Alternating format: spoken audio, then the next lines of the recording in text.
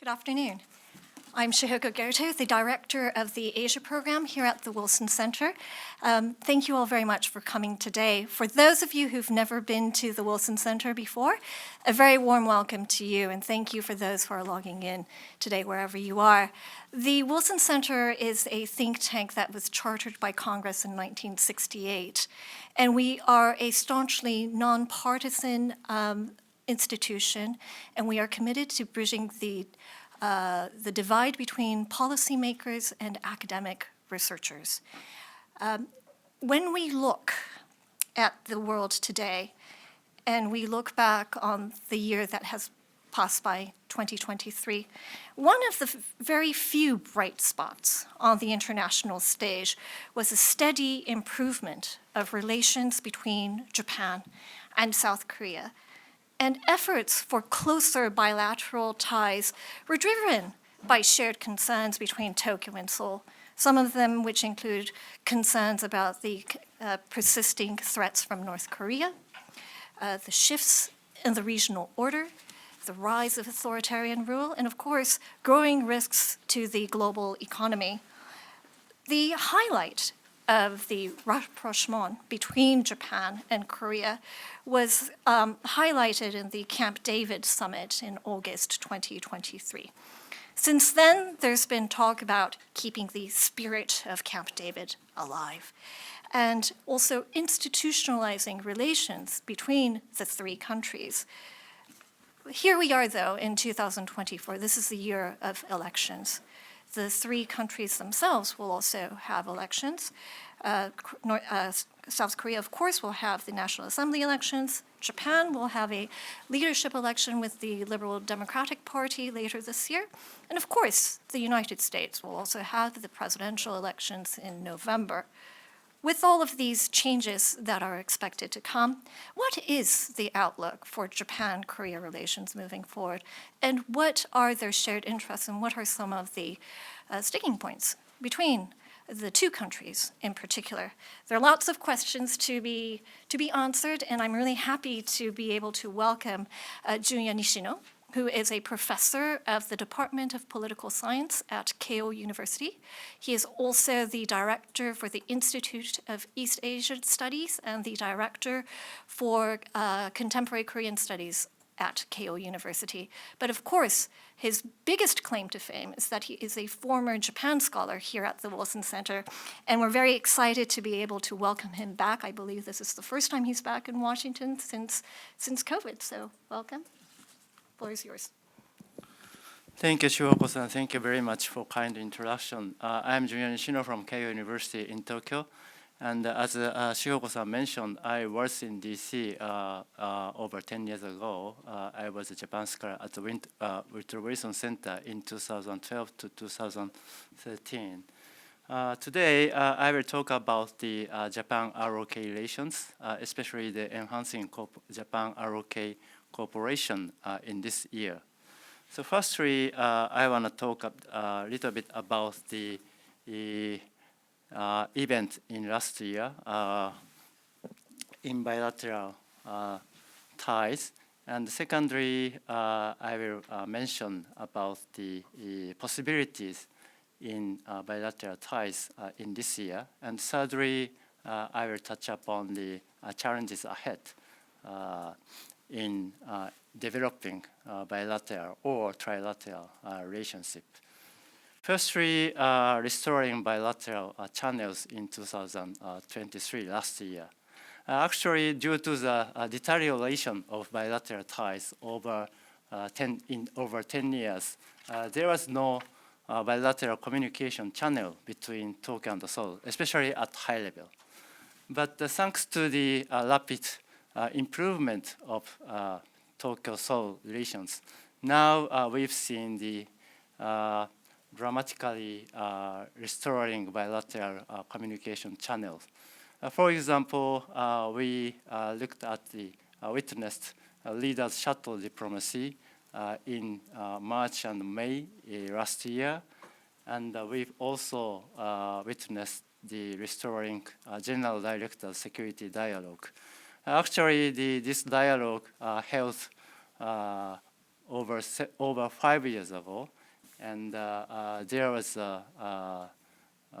this dialogue held for the first time in 5 years last year. And also last year end, high-level economic talks between Tokyo and Seoul held, and also vice ministerial strategic dialogue held for the first time in 9 years. So we looked at the very rapid recovery of bilateral governmental communication channel, and I think now is the time for Tokyo and Seoul to move forward in activating this governmental channel and make some progress in incorporating the bilateral, incorporating in tackling the outstanding issue and severe international situation in the region. So, what are the driving force in improving relations last year? So first and most important driving force was leadership of both leaders in Tokyo and Seoul and their foreign policies. But as you well know, and I really appreciate, especially President Yoon Song-yeol's strong leadership and initiative in improving our very difficult relationship last year. And also, I also appreciate Prime Minister Kishida's effort to accept Yoon's offer to recover our very deteriorated relations. And the second driving force was severe international situations surrounding both Japan and South Korea. North Korea issue, China, Taiwan, Ukraine, and the Middle East. These issues really pressed both countries, both leaders to mend the tie in bilateral context. And the third driving force was United States' strong support to recover Japan-Tokyo relations. So these three are very important factors to recover our bilateral relationships. And then, as I mentioned a little bit, now 3 countries, Japan, ROK, and the United States, is taking very similar and almost same strategies and policies, so-called Indo-Pacific strategies. Prime Minister Kishida revised Japan's national security strategy 2 years ago, and he delivered a new plan for free and open in the Pacific last March in 2023, just after President Yoon's visit to Tokyo last March. And President Yoon, the foreign policy is really significant in this context. President Yoon's foreign policy, which this slogan is the global pivotal state, which tried to contribute, play a very important role in the international community. And also President Yoon delivered his Indo-Pacific strategy. And last year, and President Yoon government also delivered the detailed plan for implementing this Indo-Pacific strategy. And as you well know, President Biden, U.S. government also delivered national defense strategy and Indo-Pacific strategy. And in both strategies, Biden tried to realize so-called integrated deterrence, which tried to cooperate with Biden's important ally, Japan and South Korea. So now we've seen very converging these 3 national strategies, and this converging strategies give for three countries to realize diplomatic and security policies cooperations. Then three leaders met at Camp David, and they agreed and delivered very important agreements. First one is Camp David principle, and second one is joint statement or Camp David spirit, and third document is a commitment to consult. Now these three countries are trying to institutionalize this trilateral cooperation as soon as possible. And now we've seen dramatically developing this trilateral cooperation. For example, three countries agree and they established a dialogue on the Indo-Pacific strategy this beginning of this year. And last year, three countries established a new framework for addressing developmental assistance or humanitarian assistance in the context of implementing Indo-Pacific strategy. And also, we all know now three countries are operating the information sharing on North Korea's ballistic missile. So these are the now achievements of the Camp David agreement. And fortunately, there is a growing and a wider consensus both in Japan and South Korea for realizing and implementing this trilateral cooperation. Frankly speaking, there was a very, in a way, negative sentiment in South Korea to cooperate with Japan, especially in security field.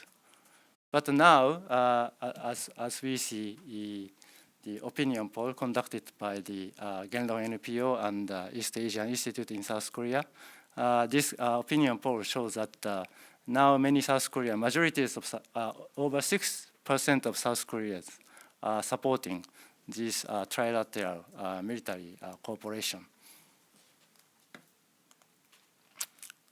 So, so in this context, I want to say that now it is time for two countries, Tokyo and Seoul, for enhance bilateral cooperation as well as trilateral cooperation.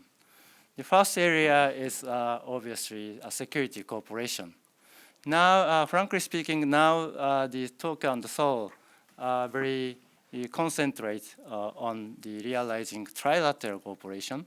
But I think now is a very opportunity for both countries to realize not only for trilateral cooperation, but also for the bilateral security cooperation. For example, still we don't have, we Japan, Tokyo and Seoul do not have a very high-level security consultative meeting, so-called 2+2, Foreign and Defense Ministerial meeting.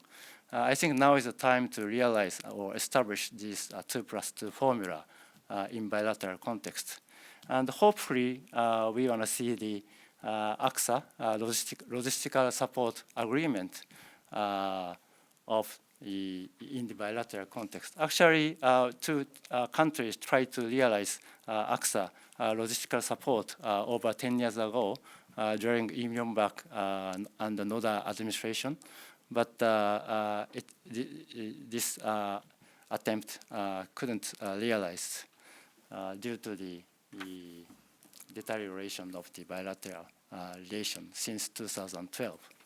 But now is a time for two countries to reboost this kind of the attempt.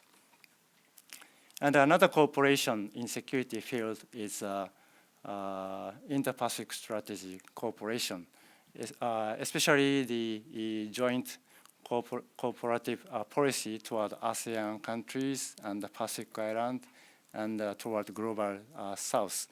Actually, over past 10 years, Japan and South Korea have respective ASEAN policy and global South policy.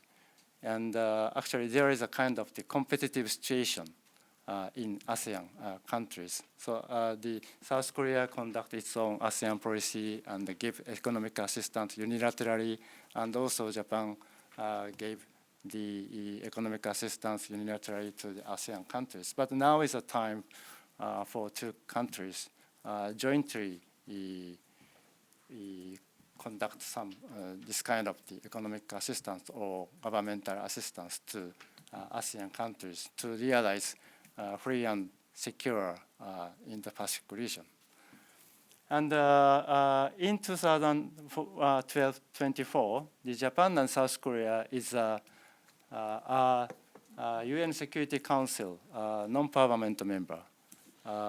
This is a very huge opportunity for two countries. Now we can cooperate not only in East Asia, but also can cooperate in the international community, United Nations Security Council, especially the sanction issues regarding North Korea is a very important task for two nations. And in the bilateral context, Japan and South Korea can realize a joint project by Future Partnership Fund.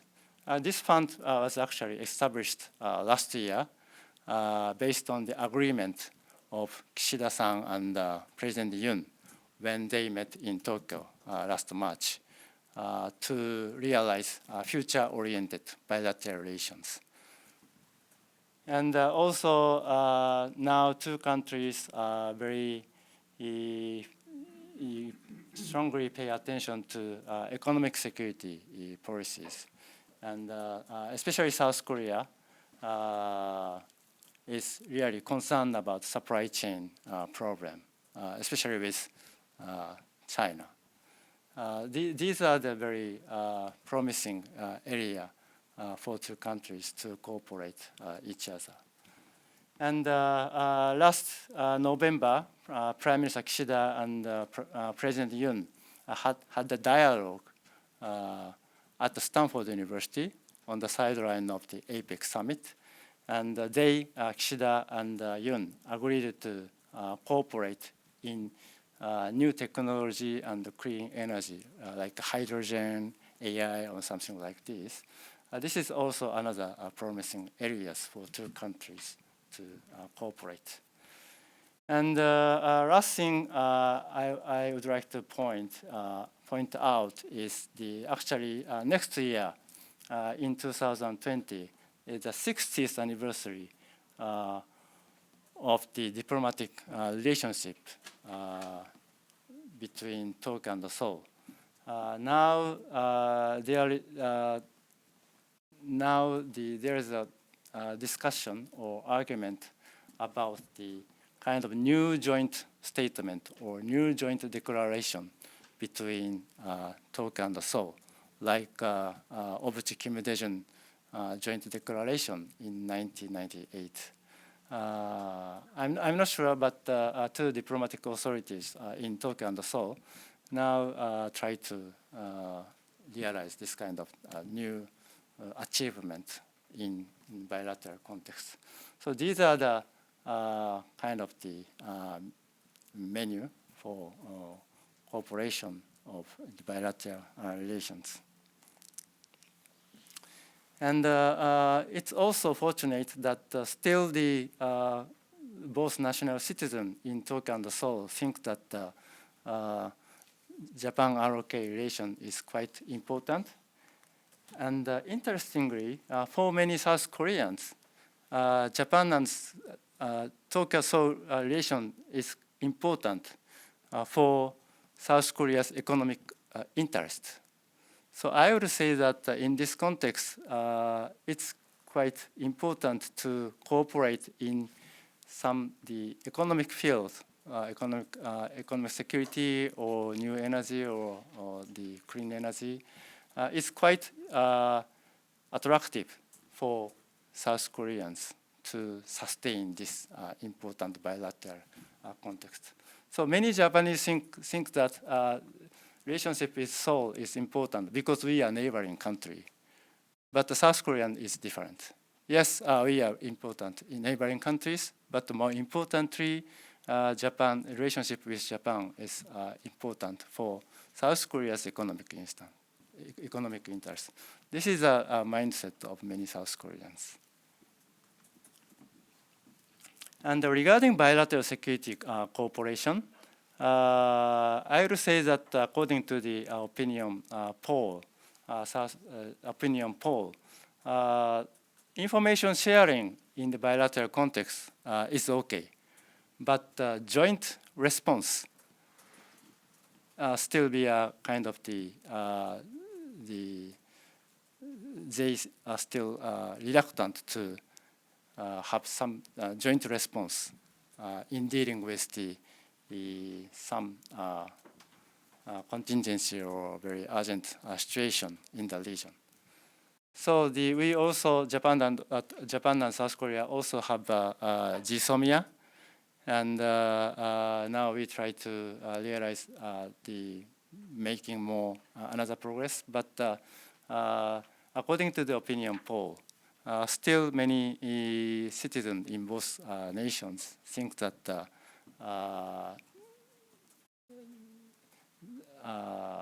we cannot move forward unless we can build more trust relationship in Tokyo and Seoul. And regarding the joint declaration, South Koreans are more optimistic to realize this kind of joint declaration, and the Japanese are still cautious because if both countries try to make this kind of joint declaration, many Japanese think that South Koreans may request some new wording or new apology regarding history issue in the bilateral context. And lastly, I just want to touch upon the challenges ahead. First one is domestic politics in Tokyo and Seoul. Now we all know that Prime Minister Kishida's supporting rate is quite low, and also President Yoon's supporting rate is not so high. And as Shihoko-san mentioned, South Korea will have a general election coming April, and reportedly ruling party is quite a difficult situation to win the election. So I would say that both leaders still have a very weak political base. And actually, especially in South Korea, there is a very still kind of negative national sentiment in addressing history issue towards the Japanese side.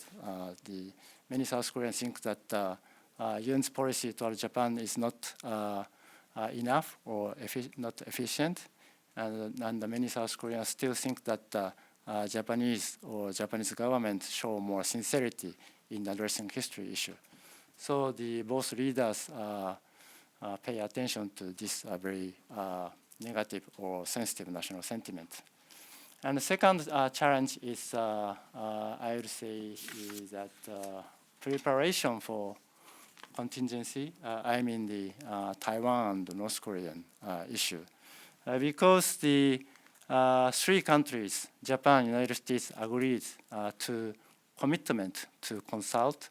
Actually, when we see this third document, three countries agreed to commit our government to consult trilaterally with each other in an expeditious manner to coordinate our responses to regional challenges, provocations, and threats affecting our collective interest and security. So many think that this implies the kind of contingency on the Taiwan and the North Korean issue, but still there is a kind of the perception or policy gap in addressing this very sensitive issue between Tokyo and Seoul. Many Japanese now think Taiwan contingency is Japan contingency, but many South Koreans and South Korean government try to take a distance from the Taiwan issue. But again, as we agreed to the commitment to consult, I think we needed to prepare this kind of the serious discussion in addressing this issue. And lastly, third challenge is U.S.-Japan ROK trilateral cooperation in 2025. Actually, this means the so-called Trump risk. Trump risk. 2 weeks ago, I visited Seoul and had many conversations with my South Korean friend and counterparts.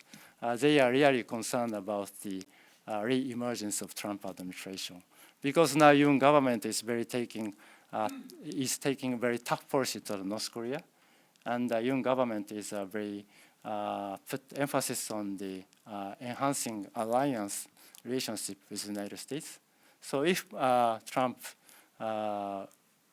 win the election this year, Trump will take the really reverse policy of the Yoon government. So this is kind of the, how can I say, frankly speaking, nightmare for many South Koreans. And many South Koreans say it is time, really seriously time for Japan and South Korea to cooperate in tackling with this very serious challenges for trilateral cooperation. So lastly, I want to introduce President Yoon's remarks at Keio University last year. He mentioned like this: Korea and Japan, two close neighbors, are liberal democracies that share a foundation built on universal values, and must assume our leadership role together in the international community. So this means that Japan and South Korea should be and must be natural partners in international community. So I really hope that Tokyo and Seoul realize this realize this kind of relationship and continue to make progress in the bilateral context. Thank you. Great. Thank you so much. You covered a lot of ground, and we have a room full of people who are experts, and I do want to have a lot of time to have a frank exchange of views. I also want to acknowledge those who are viewing this online. We are taking questions online as well. If you see me looking at my phone, it's not because I'm disengaged, it's because I'm checking for questions. But before I turn to those who are in the room today, I wanted to ask about what you did not list on the challenges ahead, and that is to say, the China risk. Here in the United States, this is a very fractured political scene, but there is a bipartisan support for a stronger stance by the United States towards China. Now, that position is not necessarily shared by Japan, nor by South Korea. Are Tokyo and Seoul more in line in how they assess the China risk moving forward, or is this actually a source of divergence between the two sides?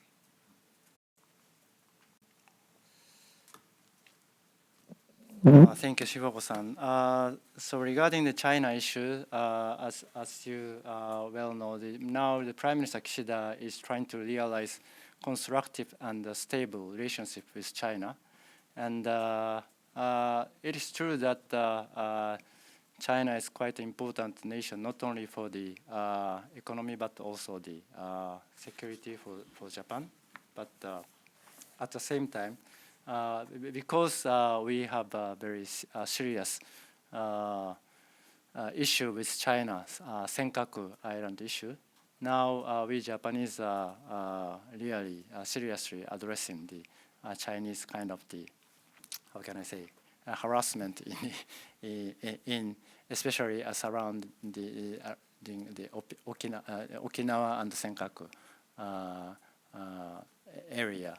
But at the same time, especially the economic community in Japan try to keep the constructive tie with China.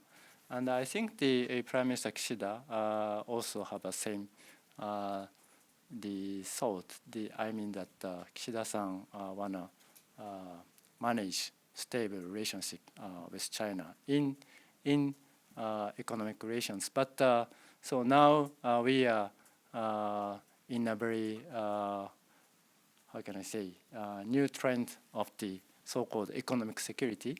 And in this context, not only Japan, but also South Korea is trying to diversify our economic relationship, supply chain, or something like this. And South Korea, now under the President Yoon's leadership, show in my observation very dramatical shift in South Korea's China policy. During the former Moon Jae-in administration, President Moon tried to realize very kind of friendly relationship with China because China is important, biggest trade partner for South Korea, and a very important stakeholder in solving the North Korean issue.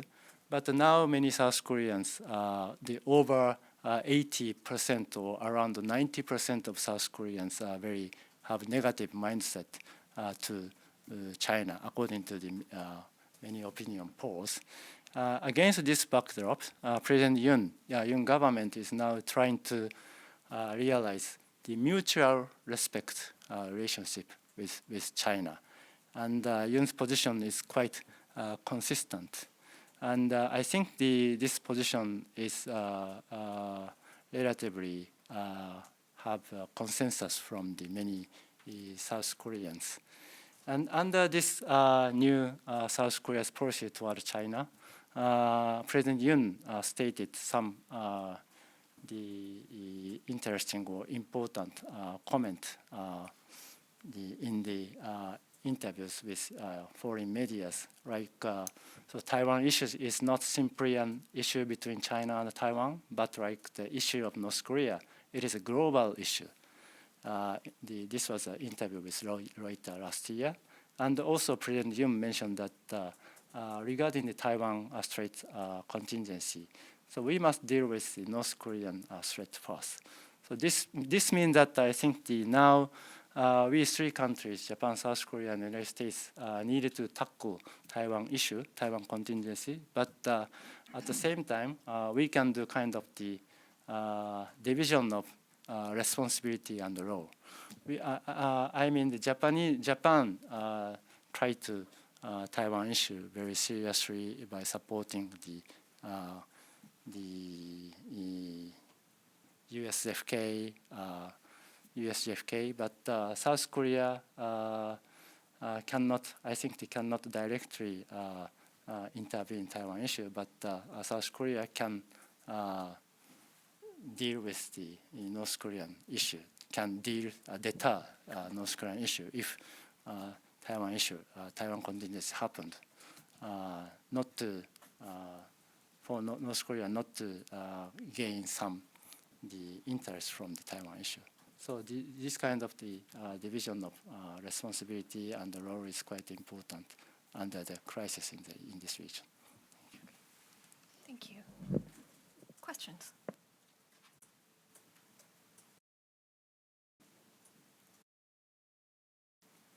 Kayla, if you could introduce yourself and use the microphone, thank you. Yes. Well, hello everyone. My name is Kayla Orta. I'm the Senior Associate here at the Wilson Center's Korea Center, and I'm very honored to hear the presentation today. So thank you very much, Professor Nishino. One of the questions, I think you did a fantastic job of laying out the menu of options for us here, and I know we'll get more into detail on the items that you talked about through everyone's questions. And I'm really grateful to hear that you say that there's opportunity on the economic standpoint. There's a lot of energy, there's some momentum there. There is some curiosity, though, also on the security dynamic. We have seen some really good developments between U.S., Korea, and Japan engaging more in military training workshops and in the region and engagement in that space. We've seen, as you mentioned, the information sharing. But just take a step back a little bit to talk about where can it kind of go? What is the possibility moving forward on some of these spaces?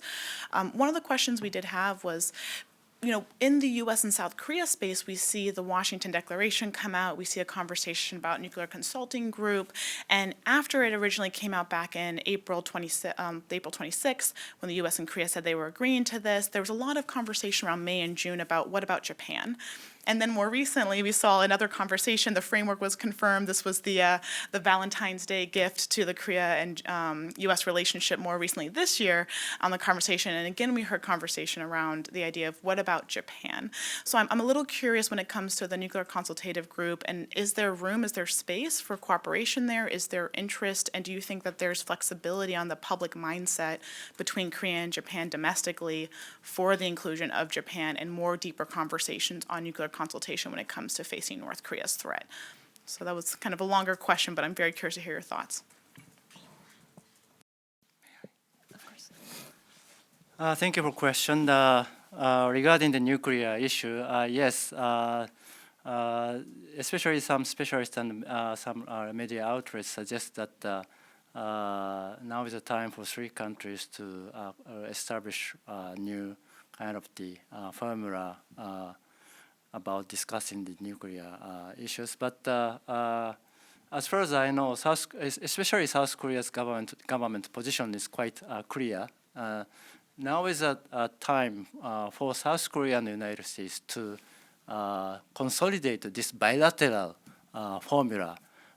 It's not time for three countries to establish this, expand NCD. And the Japanese position is also clear, I think. So Japan and South Korea have respective policy consultative body with the United States.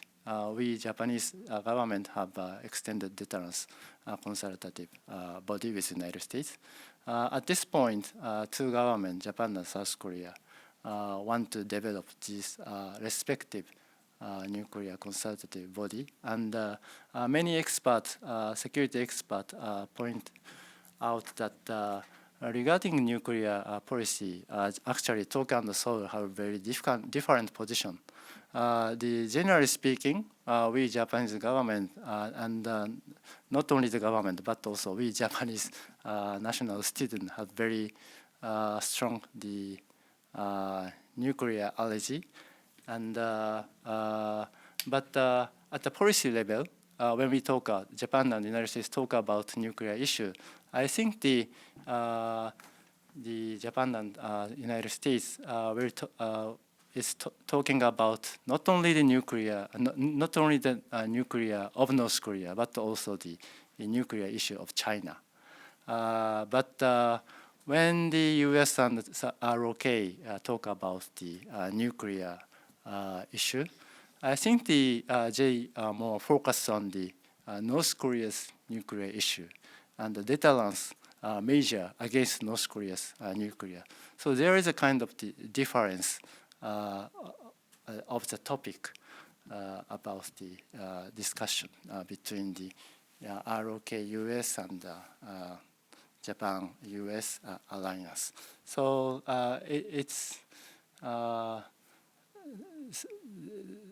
it will take time to kind of converge this different situation, in my understanding. Thank you.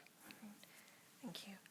So let me take a question online and also take a couple of questions from the people here. I have a question from Mark Mannion, who's an Asia analyst with Congressional Research Service. He asks about the continued forced labor court cases in South Korea and whether they are likely to jeopardize current Japan-Korea rapprochement, and how likely are Japanese companies to contribute to the compensation fund for South Korean forced labor victims. If there are any questions in the audience too, Mark. Mark Kennedy, the Wabi Institute for Strategic Competition here at the Wilson Center. If I could just talk about one practical thing that you didn't mention as a trilateral option. Some have suggested that just as AUKUS, U.S., Australia, and UK have gotten together on a submarine plus deal, that given that Korea and Japan are the second and third largest shipbuilding countries in the world, that perhaps there ought to be a trilateral agreement on maybe a destroyer agreement where we could all add to each other's destroyer capacity, which would help with North Korea, Taiwan, or anybody else. Thank you, Congressman Kennedy, for that point. I saw a couple of other hands. Yes, sir. Okay, my name is Yoon. I'm from George Mason University, and I'm a retired economics professor there. We know that sometimes Korean support over Japan goes up and goes down. To me, it's totally irrational. Some people say because of the memory of history, nobody remembers that other than propaganda. But to me, what determines the support is the character of the government we have. If you have, progressive or left government, the support is low. And when we have like a Yoon government, more like liberal, constitutional liberal democracy, then we have strong support. But my question is, what about Japan? How do Japanese citizens support Korea or Korean government?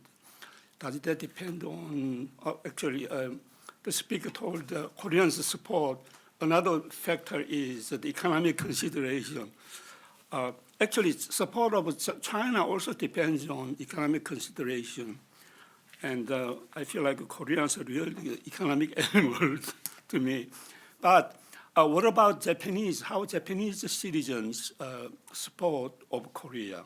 It depends on the kind of government the Koreans will have would influence the Japanese support of Korea or anything else. Okay, thank you, sir. So there's 2 questions and a comment. Thank you. So first question from the online regarding the wartime labor issue. I will say that the Japanese government strongly hope that Yoon government stick to the way of solution which his government proposed last year March. This means that South Korean government promised Japanese government to compensate or pay the money through the third party foundation, the foundation supported by the government. This foundation gather the fund from the South Korean companies. So not only the Japanese government, but also I think the many Japanese citizens strongly hope that President Yoon stick to this solution. And fortunately, President Yoon continuously express his strong resolution to realize this way of solution. And the second question is regarding the kind of the military cooperation like AUKUS. Yes, some specialists, security specialists, want to see the kind of the not AUKUS but JCAS formula. but generally speaking, still the Japanese government has a very strong limitation or restriction to realize this kind of military technical cooperation with third company. I think except United States. So we Japanese needed to change or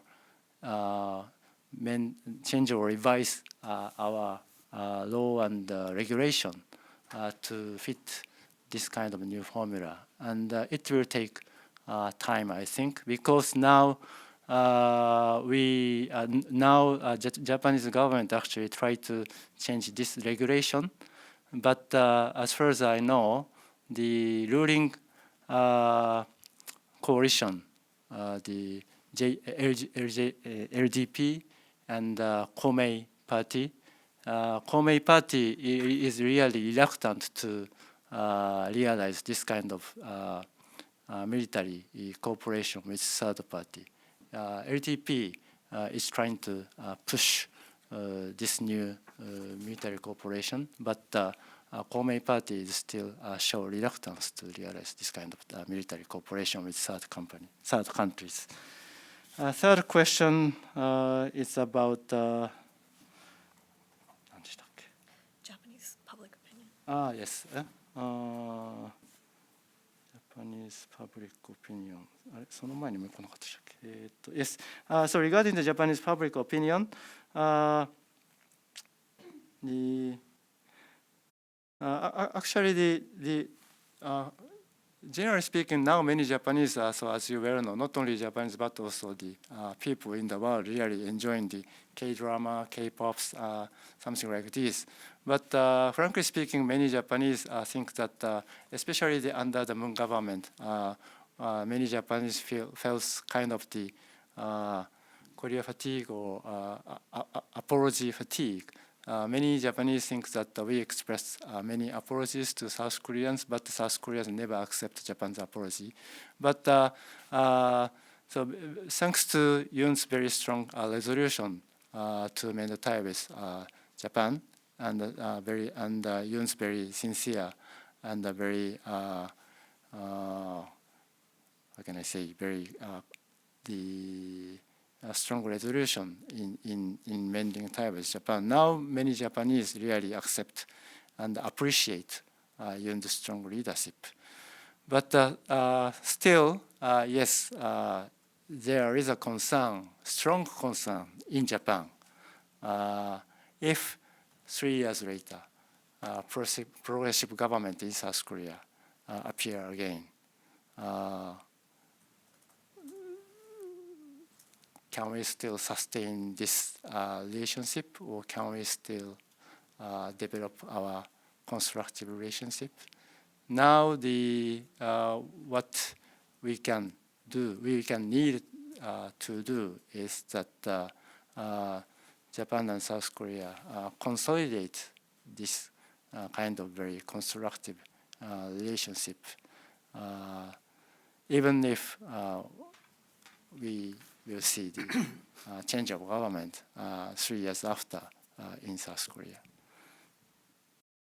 That's all. Okay, thank you. We have a couple of questions that are similar. It's from Hiroaki Nakanishi from the Liberal Democratic Party's Chiba 5th election ward. And his sentiment is actually echoed by Morgane Sabrina Hamza from the Korea Defense Veterans Association. They both essentially ask, what are the prospects for trilateral cooperation on the security front, and what are some of the limits from sharing? We talk about the information sharing appetite, but not necessarily having cooperation on a joint response. How can we bridge that gap so there is stronger security cooperation and coordination? Thank you. I think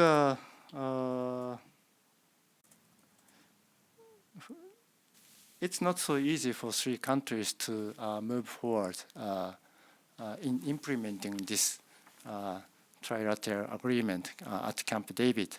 Now already 3 countries share the information on ballistic missile from North Korea, and also we 3 countries established multi-year joint exercise plan, and 3 countries now will implement this multi-year joint training plan from this year. So hopefully, I want to see kind of the agreement on logistical support, or kind of the reciprocal access agreement. So Japan have this kind of agreement with the Britain and Australia, and now there is Philippines.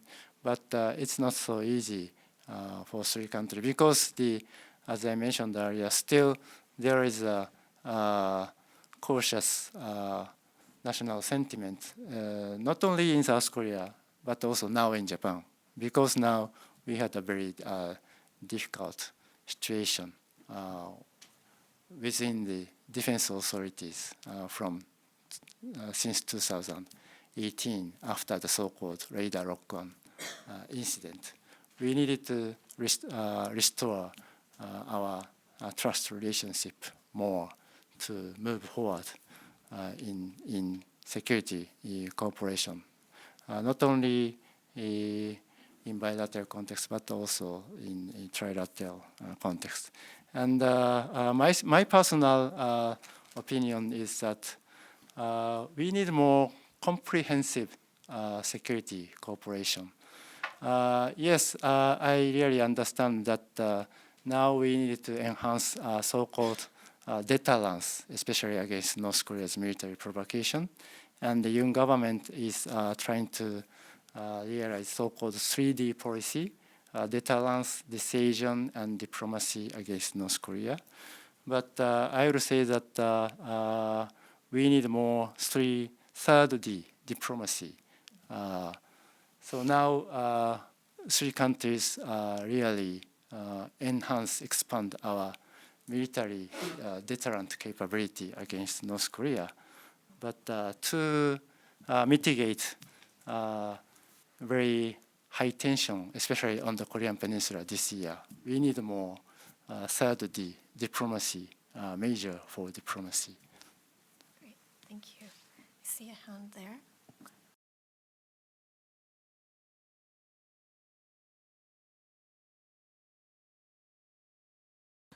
Hi there, my name is Ujjwal Upaluri. I'm from US Customs. And my question is, with the growth of ASEAN countries, such as Philippines, Indonesia, and Vietnam, and of countries such as India, do you see potential for more multilateral cooperation in areas such as supply chain security, technical assistance, FDI, as a channel that could serve to strengthen multilateral ties, not just with countries in Indo-Pacific, but also between Japan and South Korea? For example, like skilled technical specialists from Japan and South Korea collaborating on joint projects to help, for example, provide more technical assistance to these growing nations.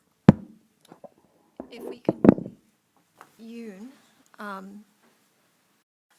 as well.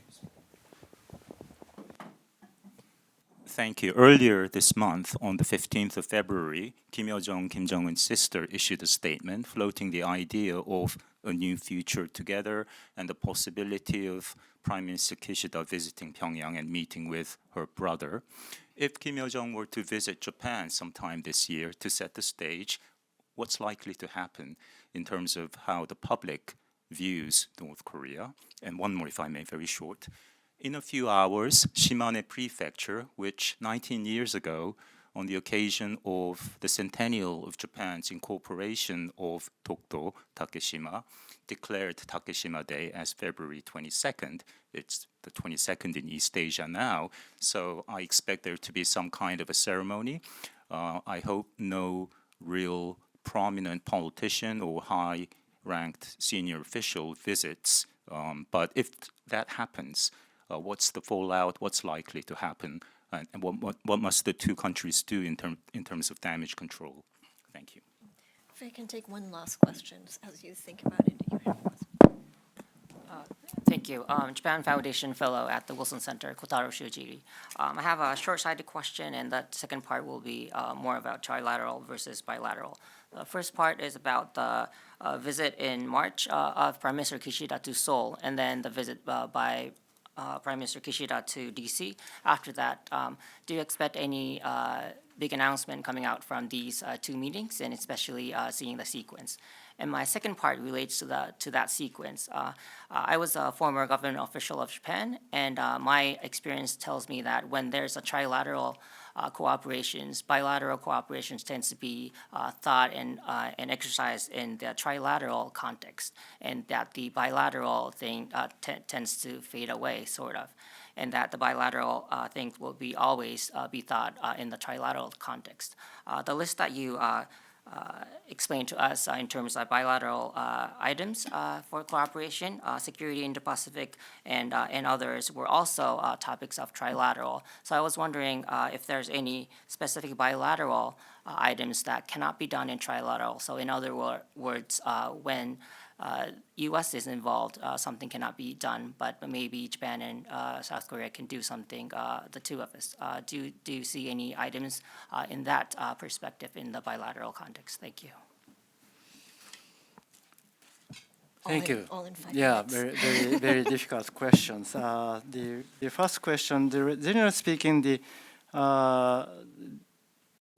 because now Japan and South Korea, as I mentioned, is conducting the new Indo-Pacific strategy. In this context, now there is a wider diplomatic space for cooperation, especially in legalizing the economic developmental assistance or humanitarian assistance. And actually, two countries really put emphasis on realizing this agenda, especially the Yoon government really tried to realize so-called the contribution diplomacy by giving the not only economic assistance but support kind of capacity building support.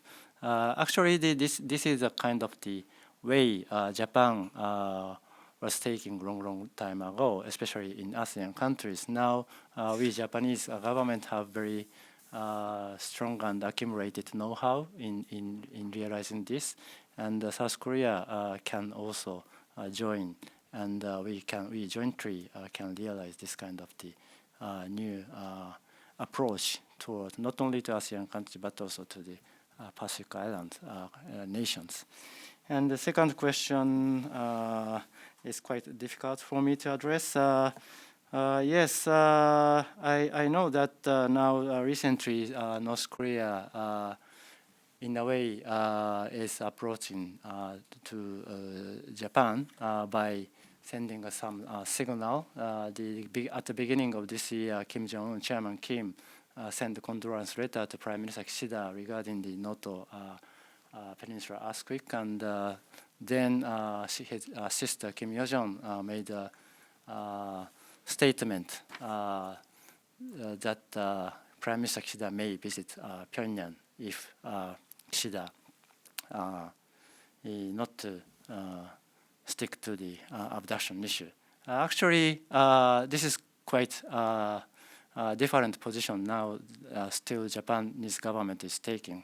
Japanese government position is quite clear that without any progress in abduction issue, Japanese government cannot accept any attempt to the open diplomatic tie with DPRK. So the given this the principle, I think that the Kishida cabinet, it's not so easy for Kishida-san to receive or accept North Korea's attempt to make some breakthrough to escape from this North Korea's difficult situation. And I think that if North Korea, frankly speaking, if North Korea is really sincerely try to change the situation and open the diplomatic tie with Japan, I think that North Korea need a strong leader in Japan to realize North Korea's intention.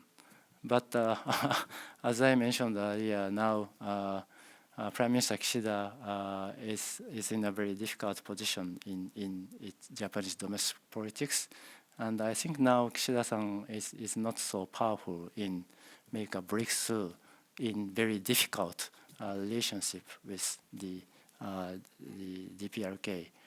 Yes, it's true that Kishida-san want to solve the abduction issue, but so we all know that North Korea's position on the abduction issue is quite different and unacceptable for Japanese government. So I would say that it's not so easy for the Japanese government to make progress in the relationship with DPRK. But yes, I think reportedly there was a kind of the informal interaction between the Tokyo and Pyongyang. I think it's true. It was true, but I'm not sure this informal communication is still going on in this year. I'm not sure, frankly speaking. And territorial issue. My sense is that at this point, especially this year, both government, Japan, Tokyo and Seoul, really carefully address the difficult pending issues in bilateral context, because both nations, both leaders really want to develop this very important relationship with our neighbors. And I will say that both government will manage the situation, not only the Takeshima doctor issue, but also other very difficult so-called history issues under Kishida and the Yoon administration. Last question is, yes, I think it's a very good point. Frankly speaking, now especially South Korean side, it's satisfied with the realizing very rapid trilateral cooperation. And in my observation, many South Korean experts are really satisfied with the cooperation in the trilateral context, because as I repeatedly mentioned, bilateral security cooperation, bilateral cooperation is quite sensitive still for many South Koreans. But I will say that, and recently I discussed many South Korean friends about the bilateral cooperation, about the again tackling with Trump risk. Yes, we cannot shape U.S. policy toward Indo-Pacific, or we cannot shape U.S. policy in East Asia. But if Japan and South Korea jointly cooperate in addressing this new U.S. policy in East Asia, we can how can I say, slightly shape and jointly shape our East Asian policy with new U.S. government, even not only the Trump administration, but also new second Biden administration. And another cooperation in bilateral context, actually, I want to say is the CJK formula, another trilateral formula in the region. I mean the China, Japan, South Korea. Since last year, in fact, Tokyo and Seoul are really making their effort to realize CJK summit meeting. Unfortunately, last year the Japan and South Korea could not realize, but already Japan and 3 countries, CJK, had a foreign ministerial meeting last November. So I will say this year we can see CJK summit meeting, and I think this definitely will contribute to stabilizing the Indo-Pacific situation. Thank you. Thank you.